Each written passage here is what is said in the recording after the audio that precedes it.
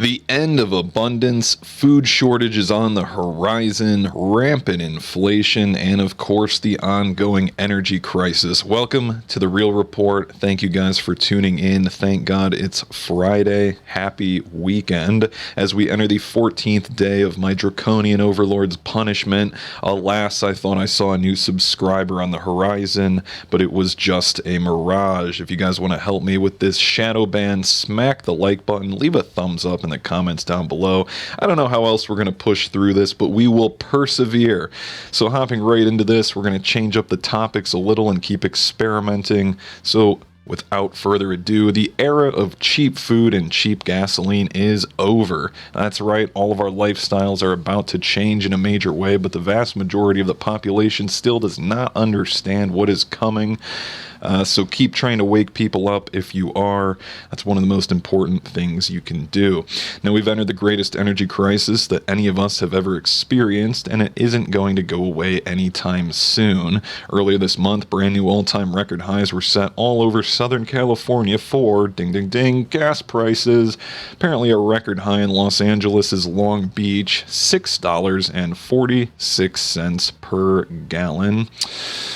Now, according to Bloomberg, over two-thirds of all fertilizer production capacity in Europe has already been shut down due to soaring natural gas costs. Europe's fertilizer crunch is deepening, with more than two-thirds of the production capacity halted by soaring gas costs, which of course threatens farmers and consumers alike. The global fertilizer production is going to be greatly reduced, and that's going to have very serious implications for agricultural production all over the world. Nitrogen plant shutdowns in Europe are not simply a problem in Europe. That obviously has shock waves and repercussions all across the world. Now, reduced supply naturally raises marginal cost of production of nitrogen fertilizer, and another consequence is the tightening of the global market, putting pressure on plant nutrients availability in Europe and beyond, which of course then your yields are lowered and people don't have access to the same amount or quality of food. Now, the price of common nitrogen fertilizer, urea, in New Orleans rose over 20% in weekly prices Friday. The only way we can even come close to feeding everyone on the planet is by using vast quantities of fertilizer, in case you didn't know. But now fertilizer plants all over Europe are being forced to shut down because of the price of natural gas.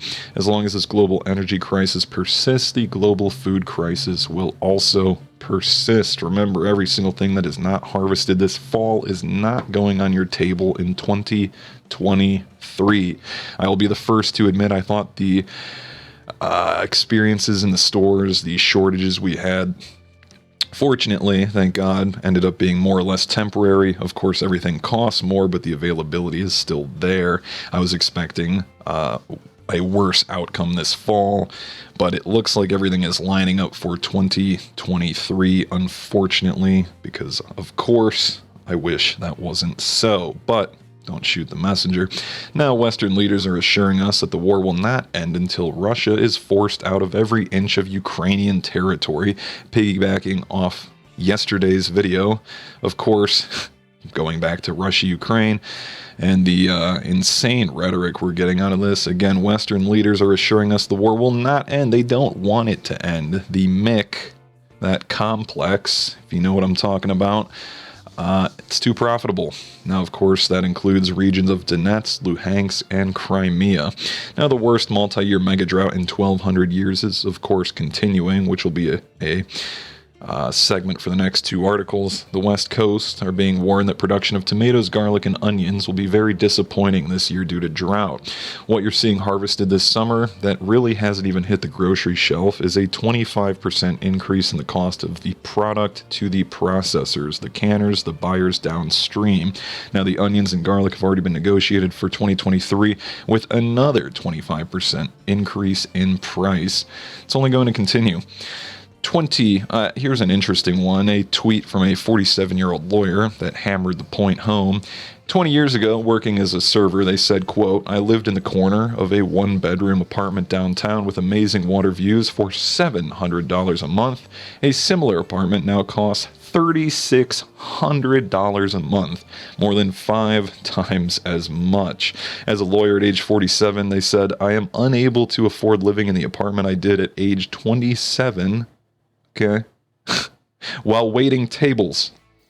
Just to put things into perspective of how bad inflation has gotten, even just over the last 2 decades. Sadly, what we've been through so far is just the beginning, as gasoline, natural gas, and food costs continue to go up. The artificially inflated lifestyles that we were able to enjoy for decades are now disappearing, and there is a tremendous amount of pain on the horizon. Drought, ravaged corn is starving the cattle industry and hiking up grocery bills. I can tell you that as somebody whose family does have cattle, so that is true. For more than 2 years, at least 40% of the U.S. has endured a moderate drought. That's actually a new statistic I didn't know. Apparently, this is an ongoing problem. Now, corn makes up about 95% of the primary feed grain for cattle in the United States, and in the video, the guy was standing in the middle of the cornfield. Here you can see it's not even knee-high. It looks absolutely atrocious. Now, it's not like that everywhere in the country, but of course, dozens of states with that have a big impact in the bigger picture. Now, this was in Wayne County, and over 99% of that county is in exceptional drought. Quoted, if the drought continues, we will need beef prices to go up by 30% next year just to break even. Just to break even. Beef prices have already gone up astronomically, and it's only going to get worse. Corn production down 8%. And making matters worse, 54% of the year's corn crop is reported in good to excellent condition. Again, only 54%. So keep that in mind. Areas planted in corn dropped 5%, down 5% from what was harvested last year. Beef and veal prices are already up 2.5% since last August, and they're expected to further increase by another up to 6.5%. Again, those are rookie numbers. They're going to be much higher in all reality. Farm level cattle prices are already up 17.6%, so you know with that, obviously getting the actual beef on the shelves is going to be more than just the farm level cattle prices. So if those are already 17.6% and they're going to go up way more, then we can safely assume that the beef prices are going to go up well into the 30% plus, and around 40% of domestic corn goes to feed corn, and almost 45% goes to fuel, ethanol production, and 10 to 15% is exported. All of those numbers for exports going to go down. California's drought adds to food inflation, with tomatoes, onions, and garlic hit again to hammer that point home. And 2 troubling developments could reignite global food crisis fears. Oh, 1 second. Not sure why that started playing now. Russia's Geneva UN ambassadors prepared to reject a Black Sea grain agreement renewal that could disrupt Ukraine's farm good exports. The second is government data from the U.S. that shows American farmers could export the least amount of wheat in half a century. Yes, half a century. I would also like to point out that global food prices are still above the 2011 Arab Spring levels. Now, U.S. wheat exports were lowered by 50 million bushels, the lowest since 1971. Again, 1971 is the only time we can compare the current environment's prices. Now, Europe's fuel supplies worsen as major refinery malfunctions. Another one. You can add that to the list of 176 or so we're on. The biggest refinery in Europe, Shell's plant in the Netherlands, suffered a malfunction on late Wednesday, which could exacerbate an already worsening fuel supply situation in northwest Europe due to these strikes in France. And again, this article is just out of today. You can see the date, October 14th. Fuel supply is already tight in Europe amid an ongoing strike at most of France's refineries. Again, going back to that, if the Dutch refinery malfunction leads to further supply losses, the European diesel market will find itself even shorter on supply. Lovely. Less than 4 months before the EU's embargo on imports of Russian fuels by sea.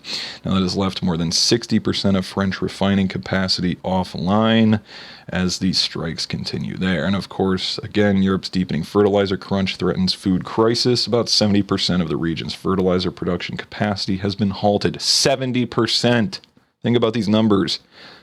70% of the fertilizer you need for everything, to grow things, to feed the animals, to feed yourselves, down 70%. That is going to have unthinkable consequences next year. Aluminum prices surge after the White House weighs ban on Russian metal, in another genius move as Bloomberg reports the White House is considering a complete ban on Russian aluminum. And of course, mortgage rates, can't forget about those, hit a whopping 20-year record high of 6.92%.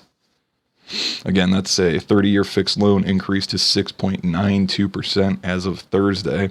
And to top things off, last thing, the Chicago Fed president says rate hikes will continue, so we guaranteed have more pain on the horizon. If you guys aren't familiar with Volcker and what he did, spiking interest rates, that is worth reading up on. So that's all I've got for you guys today. Make sure and hit the like button, comment down below to help me out. Hopefully we can break through the lines of this